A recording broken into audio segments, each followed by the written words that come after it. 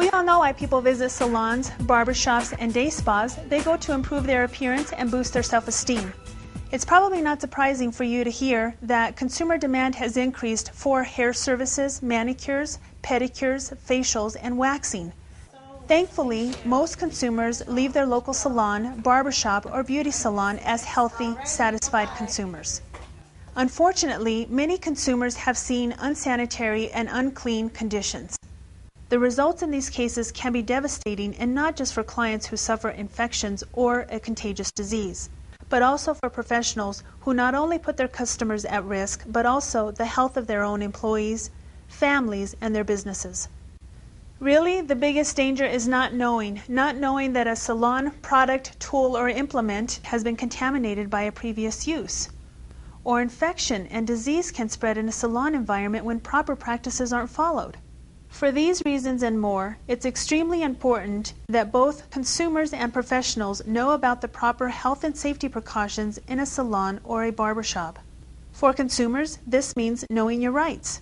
You have the right to know that no beauty or barber service should hurt, injure, or put you at risk of infection. You also need to know that professionals who perform beauty and barber services must be licensed with the state. You can verify this information online to ensure a provider is actively licensed and free of disciplinary actions. The bottom line for consumers, if you are not comfortable with what you see in a salon or a barbershop, the best thing that you can do is leave. For salon owners and employees, it is absolutely imperative that you always, and without fail, perform the simple two-step cleaning and disinfecting processes necessary to ensure a client's health and safety. We are here today to educate and demonstrate the proper cleaning and disinfecting methods. Following these procedures and knowing, in some cases, what not to do will ensure the safety of your clients and help your business grow and thrive. Krista. Hi, I'm Aaron. Nice to meet you. I'm doing your hair today. Please come on back. The barber and cosmetology industry is first and foremost a people business. When providing these personal care services to the public, it's a good rule of thumb to have an initial consultation with your clients so you can determine if they have any health complications, are on medications, or have allergies or contraindications for certain products. If somebody does not look well to you, you should refuse the service or require a doctor's note. That's why it's so important you protect yourself and your client by following two basic steps throughout the salon, barbershop, or day spa. First, clean. Second, disinfect. You can't skip either one or you'll put your clients at risk. And yes, it is true that beauty professionals continue to benefit from advances in technology, in its tools, equipment, and practices.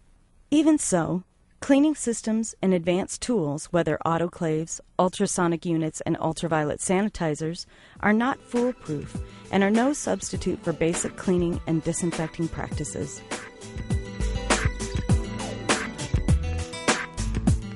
You're probably aware that hand washing is the foundation of good health. It only makes sense, then, that in a hands-on profession such as barber and cosmetology, frequent hand washing is vitally important. When performing a manicure, for example, the professional should guide the client to the sink and watch the client wash her hands. To ensure thorough cleaning has occurred, hands must be scrubbed in soap and water for a minimum of 20 seconds. Unsure how long that is? Just sing Happy Birthday. It is also important for the professional to wash her hands before any service. This basic cleaning goes for any area of a client you touch, including the feet, which must be washed before they first enter the soaking water of the pedicure tub. You can perform this cleaning simply by washing the feet with sanitizing gel and wiping them off with a towel. With the hands, once you are done washing them, it is important to dry them using either a clean towel you would then discard into the hamper, or an even safer method is to use paper towels. And remember, it is not okay to leave out a hand towel for multiple users, as the towel can become a breeding ground for the spread of bacteria. Proper separation of the tools of your trade is one key in guarding against the spread of disease and infections. Anything that touches a client must be cleaned and disinfected, and this includes brushes, combs, shears, razors, manicure nippers, emery boards, and other tools and implements. The simplest approach is to use separate containers labeled clean or used to collect these items. You should then diligently carry out this clean container, used container separation in all parts of your salon or barber shop. You must even be careful with the capes you use on clients because they touch the neck. If you need to reuse a cape for other clients, protect them by using a clean towel or neck strip. Too many professionals make the common mistake of relying on favorite tools and having just one of these on hand, whether vent brush, pick, or neck duster. One is not enough because you're required to have a clean and disinfected or new item for each client. Cleaning plastic and other non-porous tools, such as combs, clips, and brushes, is simple once you know the basics. Metal tools like shears and manicure nippers, because they can rust, and electric tools because they can't be immersed, also involve the basic cleaning and disinfecting two-step process, but utilize slightly different methods, which you'll soon see demonstrated. With your non-porous and plastic items, however, you must first remove all visible debris, such as hair, by wiping it off or brushing it into the trash. Remember, when you remove all visible debris, you are removing 99% of the bacteria. You will then clean the brushes by washing and scrubbing in soap and water. Please note, if the soap is mild enough to use on your hands, it is not strong enough to clean the items and tools in the salon. Then rinse. Next, air dry on a clean towel or dry manually with paper towels. It's important to know there's a strong misconception in the profession that the strongest disinfectant will eat through anything and kill any contagions. This is not true. Why? Because when debris is left on an item or tool, disinfection is not possible. Now, with your combs and brushes clean, it is time to disinfect. How? First, spray or soak the tools with disinfectant. Then, let the disinfectant do its job. Remember, 10 minutes. Rinse and either air dry or wipe off with paper towels. Now, your tools are ready for storage in your clean container.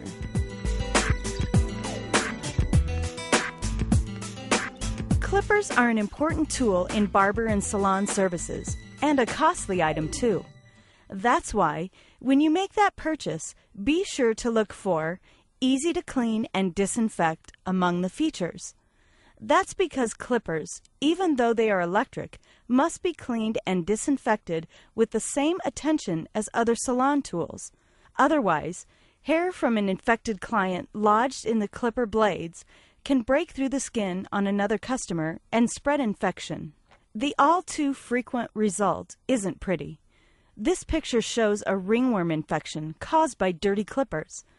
The only way to prevent this common and extremely contagious condition is to remove hair from the clippers immediately after each use by using a toothbrush or a similar item to brush hair out of the clipper head, and or blowing out the hair with canned air, like what you use to clean a computer keyboard. Remember, all hair has to be removed. Next, spray the clippers with disinfecting spray. Finally, lay the clippers down on a clean towel and wait for 10 minutes so the disinfectant can work. Your clippers are now ready for your next client. Manicures require a wide variety of tools, and this often leads to cleaning and disinfecting errors that can have unhealthy results.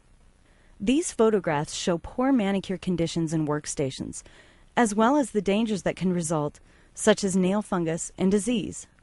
With such risks, it's imperative that all single-use and porous items, such as emery boards, sanding blocks, pushers, and pumice stones, be thrown away at the end of a manicure.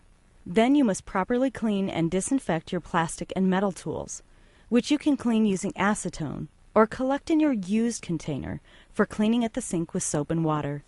Fill the basin with soapy water and thoroughly scrub each tool and implement.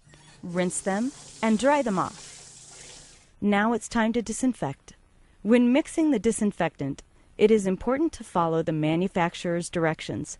Failure to do so can result in over or under diluting the disinfectant and ineffective disinfection of your tools. Please note, it's very important that tools are fully immersed in the disinfectant and that handles are wiped off. It is a common mistake for manicurists to place tools standing up in a small glass partially filled with disinfectant so they can grab the tool handles without touching the disinfectant. This is an unsafe practice, as disease can spread on the handles, which also need to be immersed in the disinfectant. Manicurists must also be sure to clean and disinfect the electric file and related implements. At the end of a service, you must first dispose of any single-use and porous implements, such as the electric file sanding band or emery boards. Other items must go through the cleaning and disinfecting process before they can be used on another client. For metal bits, as well as the glass file, you can either clean them by removing debris with a brush, or in the case of the small metal bits, you can also clean them by immersing them in acetone to remove debris. Also remember to wipe off the electric file handle with a cleaning cloth. Once you have collected all of your used implements into your used box, you can clean and disinfect them. First, you will scrub each tool and implement in soap and water before drying them. They are now ready for the disinfectant. When mixing disinfectant, many people make a common mistake of first pouring the disinfectant into the cleaning container before filling it with water. Doing so puts you at risk for splashing disinfectant onto the skin or eyes. Remember, water first, then pour in the disinfectant to make the solution. After the tools have soaked for 10 minutes, you can dry them and place them in your clean container.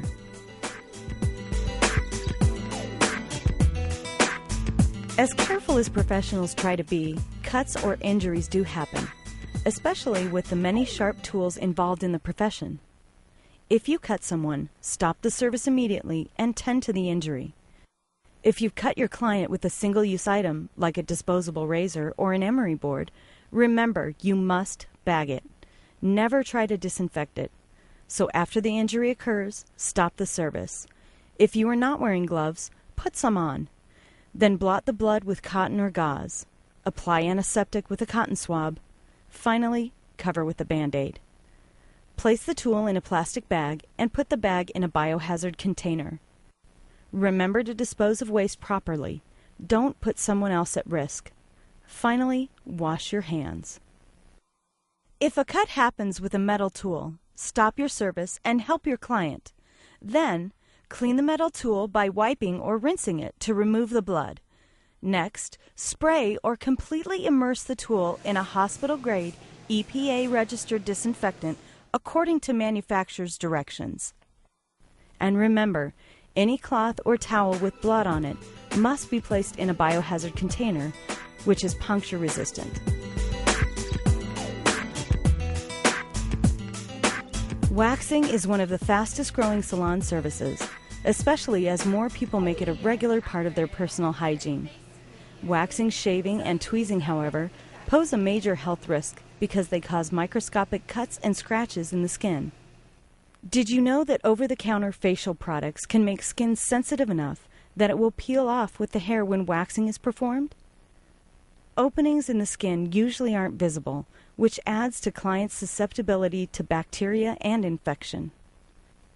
Dangers include hair follicle infections, sexually transmitted diseases such as herpes and HPV, staph, and strep infections, and other contagious and fungal conditions. Professionals need to realize that people with STD outbreaks are often silent about their condition. Most waxing tools, whether applicators, brushes, or spatulas, are not only single client items, but also single-use items. The waxing stick is a good example. It is a single-use item and should be thrown out after each dip. It should never be re-dipped into the wax pot. Place a trash can where the service is performed so you can immediately throw away each item after use. And remember, wax is not hot enough to kill bacteria.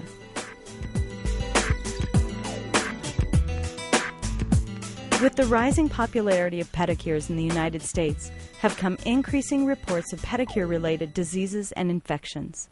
These include Mycobacterium fortuitum, as well as the drug-resistant bacteria MRSA. Methicillin-resistant Staphylococcus aureus. These infections can be devastating, as you'll see in these photographs.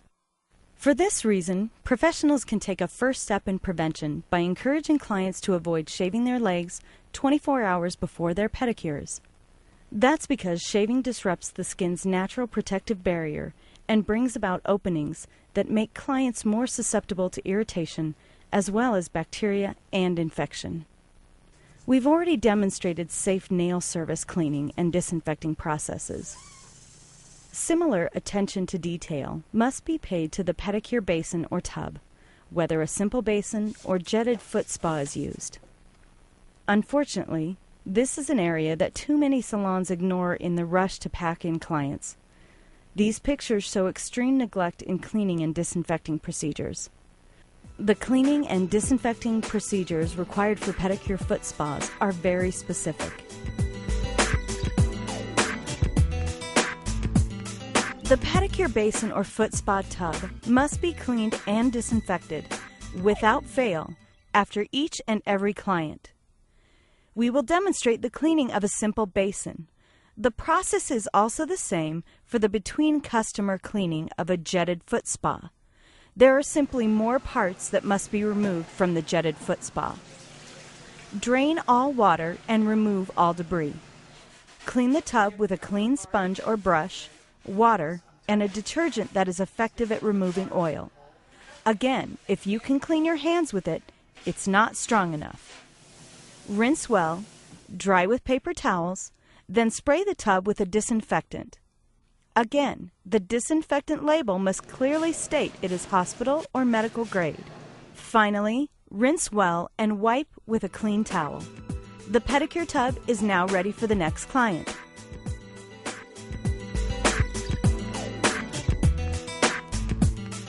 Dead skin and/or callus shavings combined with towel lint form a breeding ground for bacteria, especially when debris gets trapped in the parts in the tub and behind the screen flow vents. That's why, at the end of the day, it is important to take apart all parts of the foot spa for cleaning and disinfecting. First, repeat steps 1 and 2 of the after-client procedure by draining water and removing all debris. Next, remove all parts in the tub and scrub them free of debris using detergent. Now, replace the parts and flush the spa system with low suds soap in warm water for 5 minutes. Next, refill the basin with cold water and circulate an EPA-registered hospital disinfectant mixed according to manufacturer's instructions, or use a bleach solution. Remember this tip. Your bleach solution must use 3/4 cup of bleach with 1 gallon of cold water. Hot water and bleach whitens clothes. Cold water and bleach kills germs. Now, run your disinfectant through the basin for 10 minutes. Drain, rinse, wipe the basin with a clean towel. Finally, record the date and time the cleaning and disinfecting process was completed. Please note, each individual pedicure chair must have its own cleaning and disinfecting record available upon the request of a client or an inspector. You must be able to show records of the daily cleanings going back 30 days. Also, and this is important, this procedure cannot be performed in the morning before business starts. It must be done at the end of the day, because the longer bacteria sit, the more they multiply.